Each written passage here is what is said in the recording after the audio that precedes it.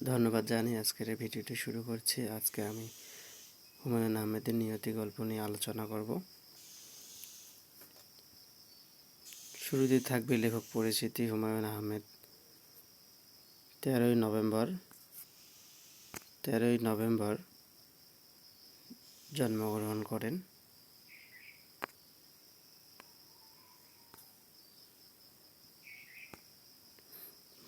কোথায়? 1948 সালে নেত্রকোনা মোহনগঞ্জে জন্মগ্রহণ করেন। তার বাবা ফয়জার রহমান আহমেদ, মায়ের নাম আয়েশা ফয়েজ। হুমায়ুন আহমেদ 1965 সালে বগুড়া জেলা স্কুলে থেকে মাধ্যমিক, 1966 সাল থেকে ঢাকা কলেজে উচ্চ মাধ্যমিক পাশ করেন। 1970 এবং 72 সালে তিনি ঢাকা বিশ্ববিদ্যালয় থেকে রসায়ন বিষয়ে স্নাতক সম্মান ও স্নাতকোত্তর ডিগ্রি অর্জন করেন। ঢাকা বিশ্ববিদ্যালয়ে শিক্ষকতা দিয়ে তার কর্মজীবন শুরু হয়,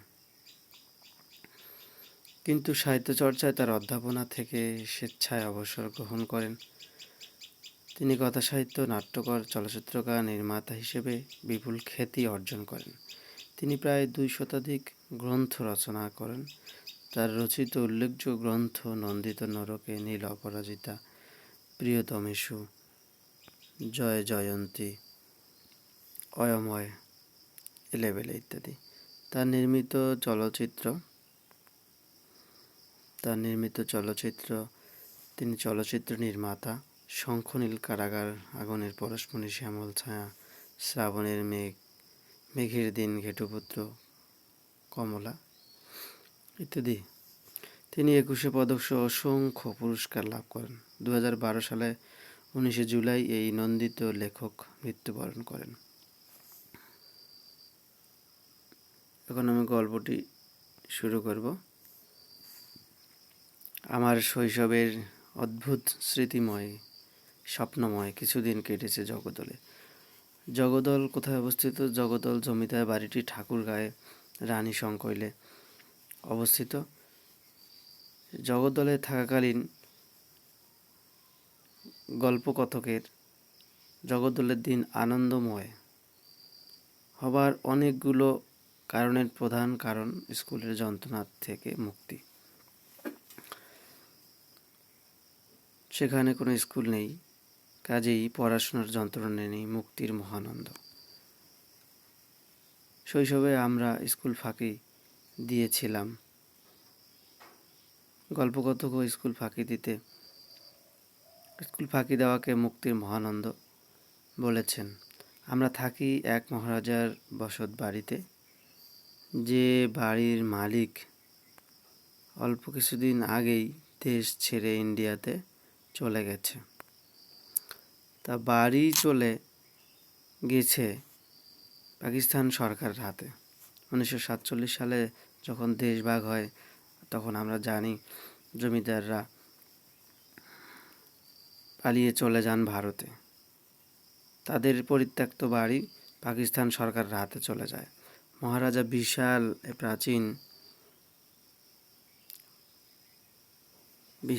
প্রাচীন বাড়ির একতলায় আমরা আমাদের থাকার ব্যবস্থা, দোতলা তালাবদ্ধ। শুধু দোতলা নয়, কয়েকটা ঘর ছাড়া বাকি সব তালাবদ্ধ, কারণ মহারাজা জিনিসপত্র কিছুই নিয়ে যায়নি।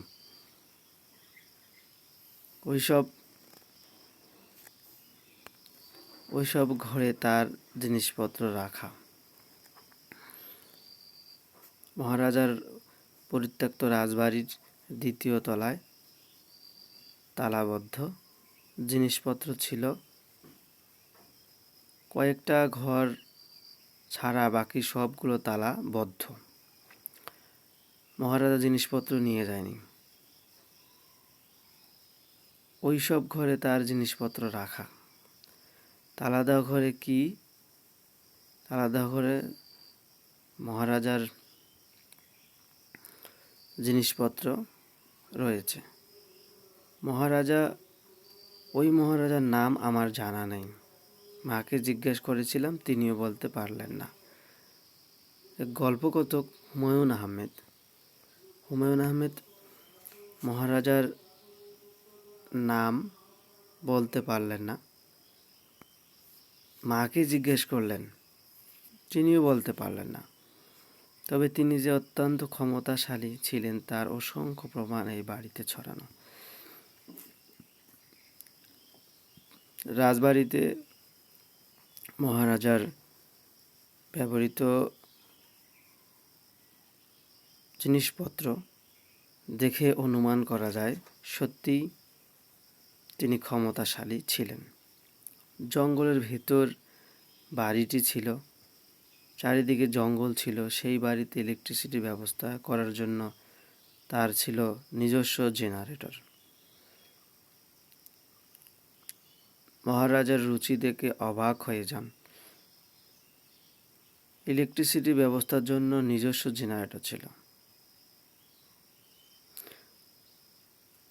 কেন ছিল? দাওয়াতপত্র চিঠি ছেপে পাঠানোর জন্য মিনি সাইজের একটা ছাপাখানা ছিল।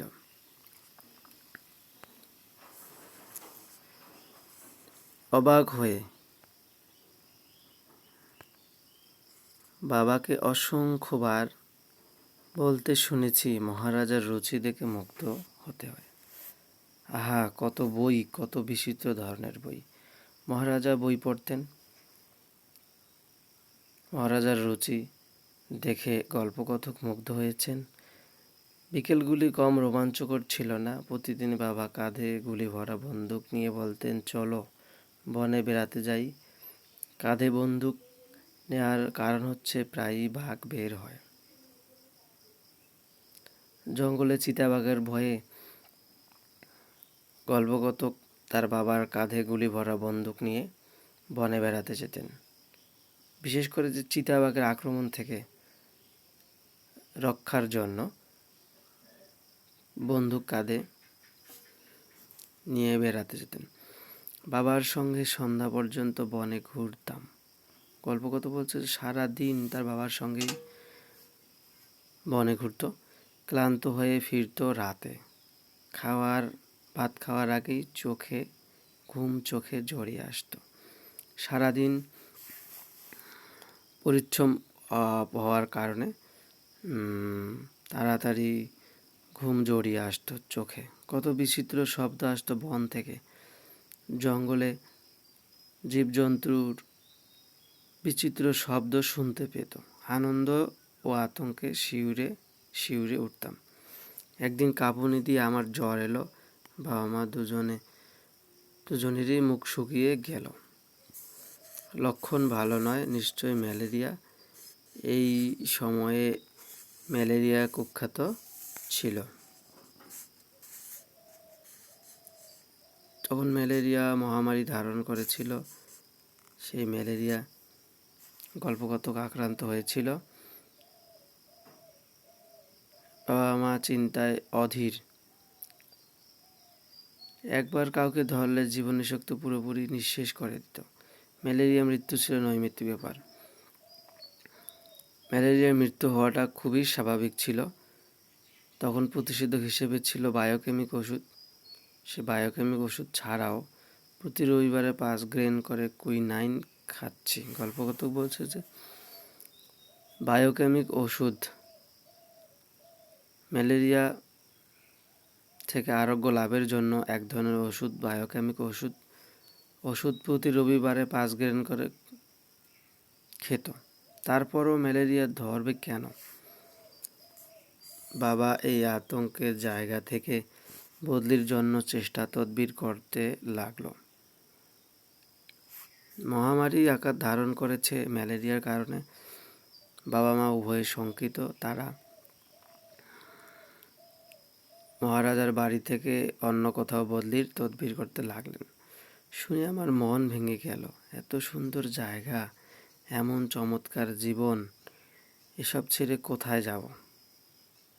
গল্পকথক জাগার এই রাজবাড়িটির প্রতি আকৃষ্ট হয়েছেন।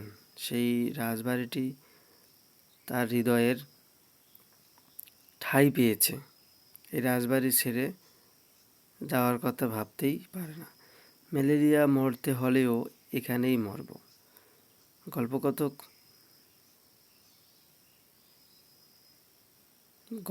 বলছে যে ম্যালেরিয়া যদি মরতেও হয় কোথাও যাব না, এখানেই মরব।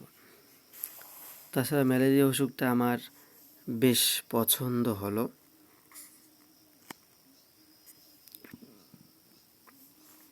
কেন পছন্দ হলো? যখন জ্বর আসে তখন কি প্রচণ্ড শীতই না লাগে। শীতের জন্যই বোধহয় শরীরে একটা আবেশ সৃষ্টি হয়।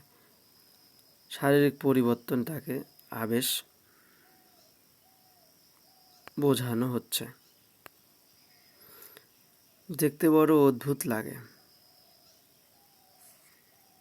জ্বর যখন আসে বাড়তেই থাকে, তখন চোখের সামনে প্রতিটি জিনিস আকৃতিকে ছোট হতে হয়। জ্বরের সময় শারীরিক আবেশ, মানসিক পরিবর্তন হয়। শারীরিক পরিবর্তন, প্রতিটা জিনিসে আকৃতিতে ছোট হতে থাকে। দেখতে বড় অদ্ভুত লাগে। এক সময় নিজেকে বিশাল দৈত্যের মতো মনে হয়। কি আশ্চর্য অনুভূতি! গল্পকথক ম্যালেরিয়া আক্রান্তরত অবস্থায় যে নিজেকে বিশাল দৈত্যের মতো মনে হয়, এই অনুভূতিটা আশ্চর্য রকমের। গল্পকথক তাই বলছেন, শুধু আমি একা নই, পালা করে আমরা সব ভাই বোন জ্বরে পড়তে লাগলাম। জ্বর সংক্রামিত হতে থাকলো, পরিবারের সবাই জ্বরে আক্রান্ত হতে লাগলো। একজন জ্বর থেকে উঠতে অন্যজন জ্বরে পড়লো। জ্বর আসেও খুব নিয়মিত। আমরা সবাই জানি কখন জ্বর আসবে। সেই সময় লেপ কাঁথা গায়ে জড়িয়ে আগে ভাগেই শুয়ে পড়ি। কি অদ্ভুত রকম জ্বরের অনুভূতি গল্পকথক এখানে তুলে ধরেছেন। কখন জ্বর আসবে তাও জানতো। জ্বর আসলে শারীরিক যে এক ধরনের আবেশ সৃষ্টি হয়, তখন লেপ কাঁথা গায়ে জড়াতে হয়, প্রস্তুতি নিয়ে ছিল। প্রতিদিন ভোরে 3 ভাই বোন রাজবাড়ির মন্দিরে চাতালে বসে গায়ে রোদ মাখি। এই সময় আমাদের সঙ্গ দেয় বেঙ্গল টাইগার। 3 ভাই বোন। গল্পকথক এই রাজবাড়িতে 3 ভাই, 2 ভাই 1 বোন এবং গল্পকথক নিজেই হুমায়ুন আহমেদ। এই সময় আমাদের সঙ্গ দেয় বেঙ্গল টাইগার। বেঙ্গল টাইগার হচ্ছে আমাদের কুকুরের নাম। না, আমাদের কুকুর নয়, মহারাজার কুকুর। তার নাকি অনেকগুলো কুকুর ছিল। তিনি সব কটাকে নিয়ে যান, কিন্তু এই কুকুরটিকে নিতে পারেননি। সে কিছুতেই রাজবাড়ি ছেড়ে যেতে রাজি হয়নি। গল্পে উঠে এসেছে মহারাজার অনেকগুলো কুকুর ছিল। সব কুকুরকে দেশভাগের সময় নিয়ে যেতে সক্ষম হলেও রয়্যাল বেঙ্গল টাইগার নামের কুকুরটি অনেক চেষ্টা করেও রাজবাড়ি থেকে নিয়ে যেতে পারেনি।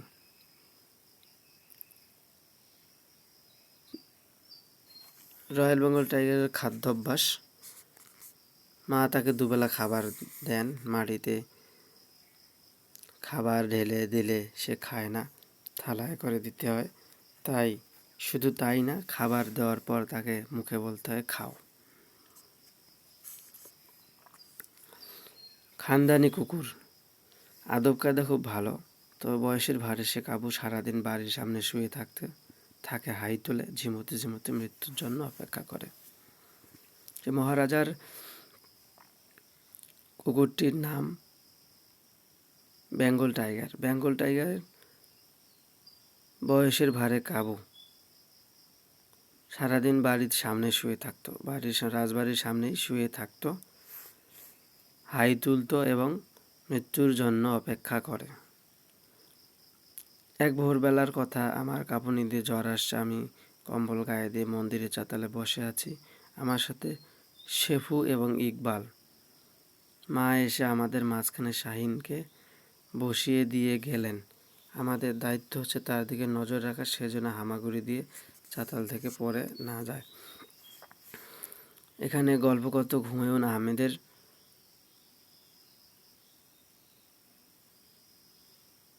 দুই ভাই এক বোন। বোন হচ্ছে শেপু, ভাই ইকবাল ও শাহিন। শাহিন বয়সে ছোট ছিল। মা চলে যাওয়ার পরই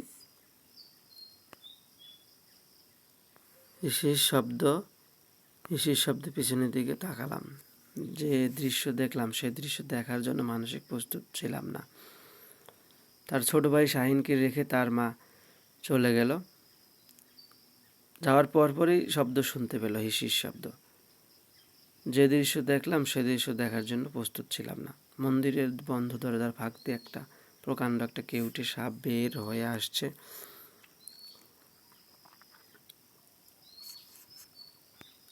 মাটি ছুঁয়ে আসছে, ফনা তুলে এদিক ওদিক দেখছে আর মাটি ছুঁয়ে ছুঁয়ে আবার ফনা তোলে। হঠাৎ মন্দিরের দরজার ফাঁক দিয়ে কেউটে সাপ, এক ধরনের সাপ, কেউটে সাপ বের হয়ে আসে। মাটি ছুঁয়ে ছুঁয়ে আসছে, আবার ফনা তুলছে। আতঙ্কে তিন ভাই বোন ছিটকে সরে গেল। শাহিন বসে রইল। সাপ দেখে তার আনন্দের সীমা নেই। সে চেষ্টা করছে সাপটিকে নিয়ে এগিয়ে যেতে। আর তখনই বেঙ্গলটাকে ঝাঁপিয়ে পড়ল সাপটির উপর। ঘটনা এত দ্রুত ঘটল যে আমরা কয়েক মুহূর্ত বুঝতেই পারলাম না কি হচ্ছে। একসময় শুধু দেখলাম কুকুরটা সাপের ফনা কামড়ে ছিঁড়ে ফেলেছে। বেঙ্গল টাইগার ফিরে যাচ্ছে নিজের জায়গায়, যেন কিছুই হয়নি। নিজের স্বাভাবিক কর্মকাণ্ড সে শেষ করলো। সাপ কুকুরটি কামড়াবার সুযোগ পেয়েছিল কিনা জানি না, সম্ভবত কামড়ায়নি, কারণ কুকুরটি বেঁচে রইল, তবে নড়াচড়া পুরোপুরি বন্ধ করে দিল। গল্পকথা হুমায়ুন আহমেদ তার সবচেয়ে ছোট ভাই শাহিন সরে যেতে পারল না। তিন ভাই বোন সরে গেল।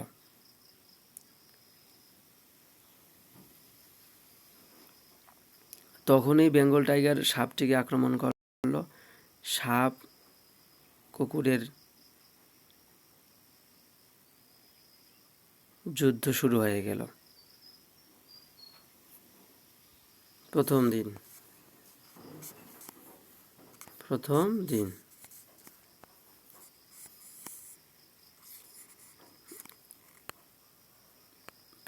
দ্বিতীয় দিন কুকুরটির চামড়া খসে দগদগে ঘা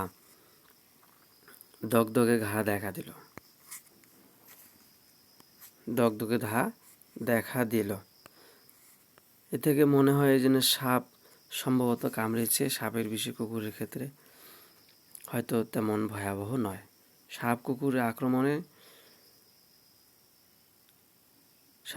আক্রমণে সাপের বিষ কুকুরের শরীরে প্রবেশ করে এবং দ্বিতীয় দিন চামড়া খসে পড়তে লাগলো। আরও দুদিন এভাবে কেটে গেল। কুকুরটি চোখের সামনে পচে গলে যাচ্ছে, তার কাতরধ্বনি সহ্য করা মুশকিল। গা থেকে গলিত মাংসের দুর্গন্ধ আসছে। বাবা মাকে ডেকে বললেন, আমি এত কষ্ট সহ্য করতে পারছি না, তুমি বন্দুক বের করে আমাকে দাও।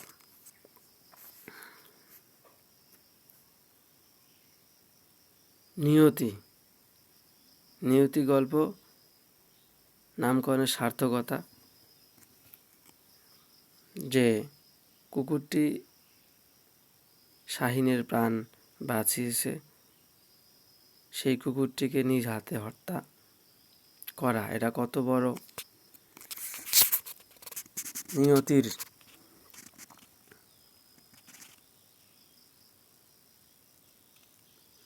তা গল্পকথক ভাষায় বলেছেন। বাবা মা ডেকে বললেন, আমি এর কষ্ট সহ্য করতে পারছি না, তুমি বন্দুক বের করে দাও। বাবা মা চোখের সামনে পরপর দুটি গুলি করলো কুকুর। আমি স্পষ্ট দেখতে পেলাম বাবা বেদনায় দুঃখে বেদনায় কুঁকড়ে উঠছেন, তবু শান্ত গলায় বললেন যে আমার ছেলেকে জীবন রক্ষা করেছে, আমি তাকে গুলি করে মারলাম। দেখেই বলে নিয়তি। এই যে নিয়তি নামকরণ, গল্পের নাম দিয়েছেন নিয়তি। নিয়তি গল্পের নাম দিয়েছেন যে কুকুর শাহিনের প্রাণ বাঁচিয়েছে। শাহিনের বাবা নিরুপায় হয়ে কাতরধ্বনি শুনতে না পেয়ে সে কুকুরকে নিজ হাতে গুলি করে মারল। একেই বলে নিয়তি। কিন্তু আমার কাছে বাবাকে নিষ্ঠুরতম, পৃথিবীর নিষ্ঠুরতম মানুষের একজন বলে মনে হলো। নিজেকে কিছুতেই বোঝাতে পারছিলাম না এমন একটি কাজ তিনি কী করে করতে লাগলেন। রাগে, দুঃখে, অভিমানে রাতে ভাত না খেয়ে শুয়ে পড়েছি। বাবা আমাকে ডেকে নিয়ে বারান্দায় বসালেন। দুজন চুপচাপ বসে আছি। রাত্রি, চারিদিকে ঘন অন্ধকার। তক্ষক ডাকছে, বিষধর সাপ জঙ্গলে ডাকছে। বাড়ির চারপাশে আমের বনে হাওয়া লেগে বিচিত্র শব্দ উঠেছে। এই অভিমানে গল্পকথক রাতে খাবার না খেয়ে শুয়ে পড়েছে। গল্পকথকের শিশু মনে রেখাপাত করেছে এই নিষ্ঠুরতম ঘটনাটি। সমাজ বাস্তবতা আমাদেরও এমন কিছু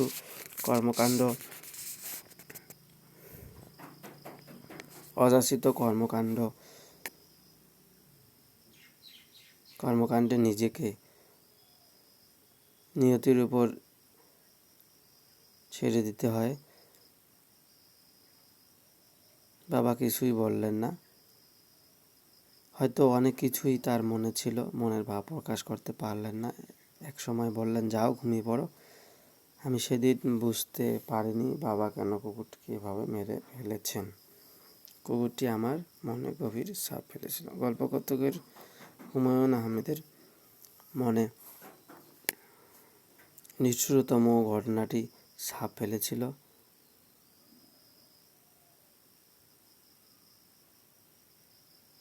সকলকে ধন্যবাদ জানিয়ে এখানেই শেষ করছি পাঠ পর্যালোচনা।